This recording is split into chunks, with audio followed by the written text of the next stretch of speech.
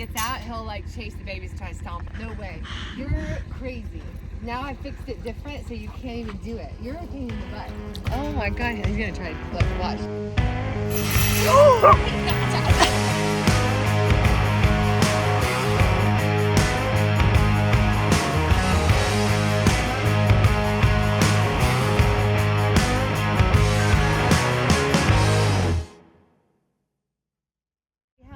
We always decorate our gate based on the holiday. I kind of like the Valentine's Day has been lingering. I feel like we should just leave the hearts on.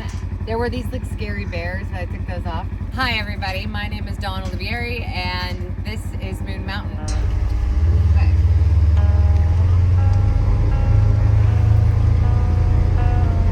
So this first pen is a fairly new pen. We had this put up as like our first intentional pen actually, which is just this long track of, it's the first thing you see when you come to Moon Mountain. And this here, the next piece right here is what I'm calling the Moon Gardens. It's a gardening project that we're working with the elementary school, and they are currently starting the seeds for the garden. And right here in the center, we're gonna have one big giant circle with walking areas, like a maze in between. And when you're looking from a bird's eye view, it's the phases of the moon.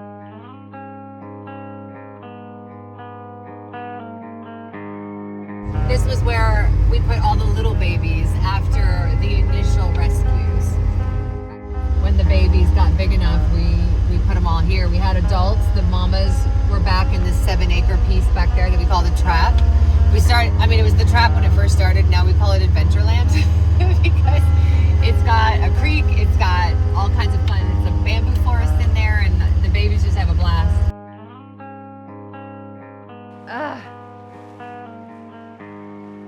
I always felt like I was gonna put like a little tea house right here, just so you could sit by the little creek and have tea.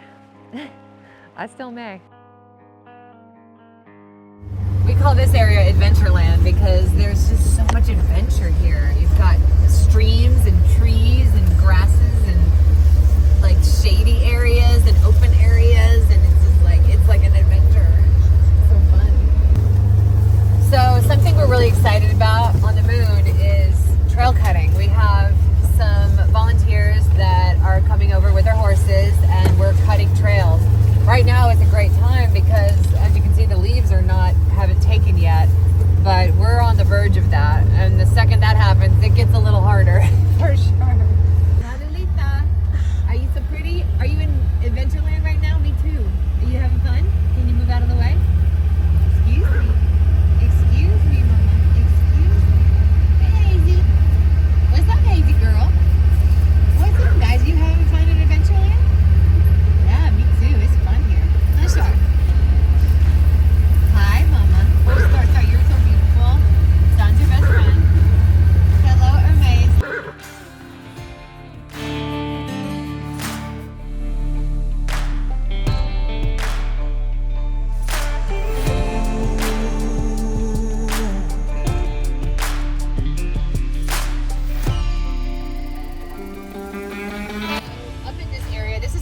Original pens that were here, they're all in disarray and they really need to be upgraded, but for now they serve a purpose. And we have the buck pens over here, the alpaca and the boy donkeys are in this area, and until everything else gets redone, this area is good for now. But we have plans to do new fencing for this whole area because it's a great pasture. It's a great pasture for donkeys.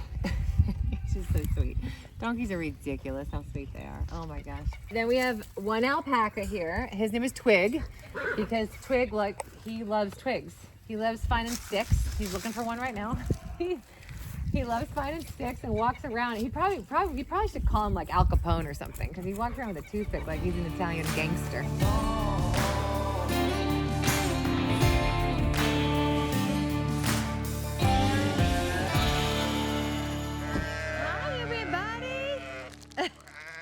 You guys, look, I know it rained really hard this morning, okay? I want to do a group announcement if everybody could gather around. Look, I know it rained last night. There's always someone talking when I'm talking. Love this Little Lou, here you go, Lulu. Oh, there you go, baby. Butterfly Lucy, cowgirl. Java, that's for you, Java. Here. So, believe it or not, Moon Mountain started out, well, I wouldn't even say Moon Mountain. I would say Dawn. Dawn started out as a goat herder, right?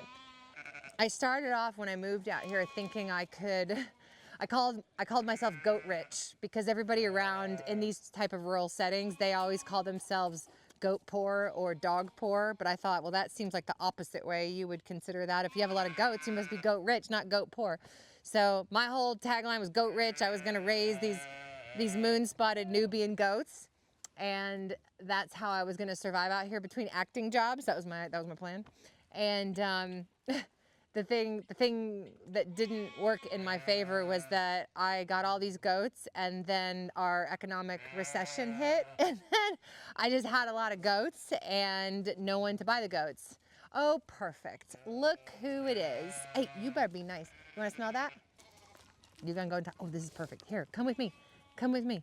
Let's go just get him in a pen. Come on, let's go. You wanna have some of that? Does that smell good?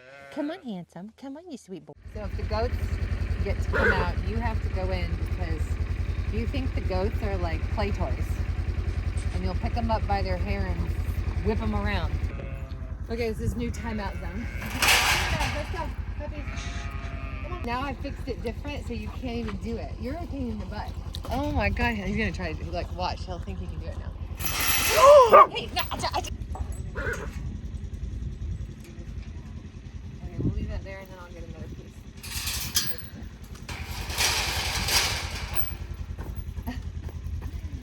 Winchester, I know. Well, don't put your head through there. Oh my God. Winchester, you guys better get out of here. Come on, Winchester. Hey, River. I'm just tricking Winchester right now. It's not real. Okay, you want to smell that? That's a good smell. Okay, now you have to stay here. Actually, you're the biggest troublemaker on the moon. This is the biggest troublemaker on the moon. What'd you get, an ouch right there? See, I mean, that's what I'm saying. You got ouch right there, what happened? Winchester actually is one of my personal animals. I bought him, before even the rescue started, I had this dream, like I was gonna start a mule outfit and I was gonna go up north and pack mules and pack like hunters, you know, when they shoot an elk or something. I was gonna be there with a pack string and I was like, this could be a fun job. I could be outside all the time. And who's not gonna hire me and my mule team? You know, like that would be the coolest job ever. I'd be the only girl doing that, at least that I know of. Have your attention, please. Are you guys ready? Are you ready to go outside? Yeah, are you ready to go out though? Come on, let's go. You guys ready? Okay, come on, let's go. Come on, goaties and sheepies. Goaty, sheep. You guys want to eat some of this? Here, I'll pull it down. Come here, goaties. Come here, goaties. Juniper is a natural dewormer, which is great. You just end up learning so much. You can also make sourdough out of juniper berries, which I think is fascinating.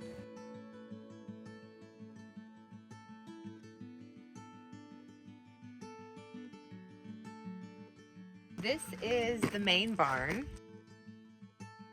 All of our medical cases are stalled in here. Anything that requires stall rest, any new mamas, pregnant mamas, new babies, you name it. We have cameras all throughout the barn, so we're able to monitor through the night. We're really proud of this barn, and it just keeps getting better and better as we grow. Okay, so this is what we call the turnout pasture here. The dream, and it's getting there, is that everybody in the barn that's stalled can have an alleyway out so that they can have a chance to be turned out and get exercise, move their legs, and get some sunlight and run and all the things that horses need to do to be healthy. So that's what this turnout pasture is for. It goes all the way back on the other side of the trees, so they have cover. There's actually a pond that dips in, that sits in that little dip right back there.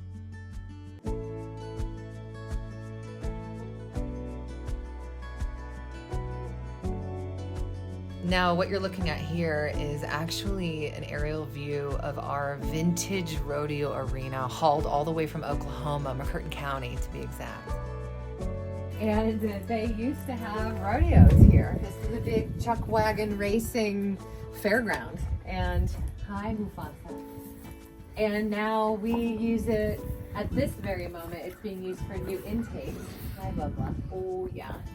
These guys are waiting to go to the vet for they both have an eye thing. And then this group is some owner surrenders that I think we have them all placed. So pretty soon we'll be able to move them out and we'll clean this arena back up. But we use every space that we can to help the horses that we can find. Special hey. Hi. So Chief is a really special guy.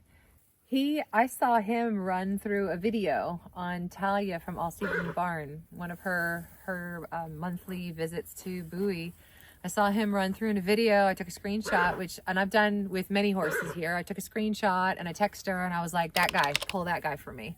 And again, he's direct ship. He was a reservation roundup. When she went to him, she's like, Dawn, oh my God, he's halterable and he's really sweet. So what a luck. I mean, he was a stallion, but what a sweetheart. And someone had obviously worked with him. So a lot of times with these res roundups, they'll do a roundup and then they'll make an announcement for the reservation, like, hey, we're doing this roundup this weekend. If you have any horses out on the range, come and pick them out of the group and make sure that your horse doesn't get sent. But if nobody comes, then the horse gets loaded up on the truck and then sent. And this guy got sent to auction, and then eventually after the auction, if nobody buys him, then he goes to slaughter. And I'm so glad that I don't know how I get these intuitive hits, but I'm so glad that I did, especially for him. He's such a sweetheart, and he's only 7 years old. There's some really special ones there that just get overlooked because there's just too many hitting the auction, and he was one of those, but he didn't get. Oh, really? But there's all kinds of horses that get overlooked, right? Not just you. Yeah.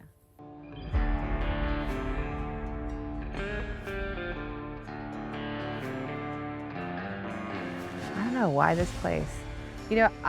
People always ask me this. I knew that I wanted to live in the woods, right? I knew I wanted to live up against a national forest. That was one of my main prerequisites, I guess you could say, because I wanted to be right up against the wild. I wanted to feel what it felt like to truly live in the woods. I mean, I lived in LA for a long time, and everybody, plays like, oh, I'm country, or they do this sort of, there's a facade of a rural experience there, and I've always sort of been a hunter for the real thing, for authenticity. I came out here against the wild, and this is what it brought me.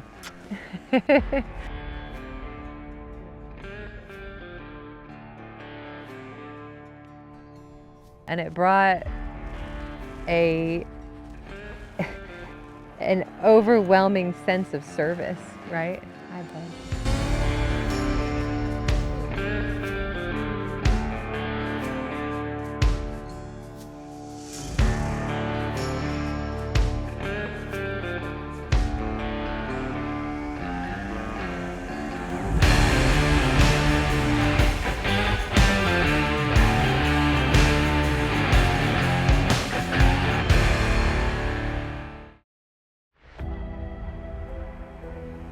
I was a rebellious kid.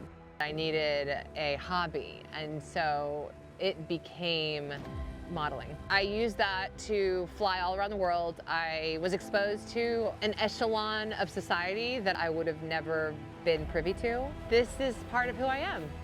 I'm this, just as much as I'm the girl on the red carpet. It's funny because a lot of people do ask me, did this lifestyle with the horses come as a result of Yellowstone? Saved this state from its policy of hiding its head in the sand, hoping that the rest of the world will just walk by.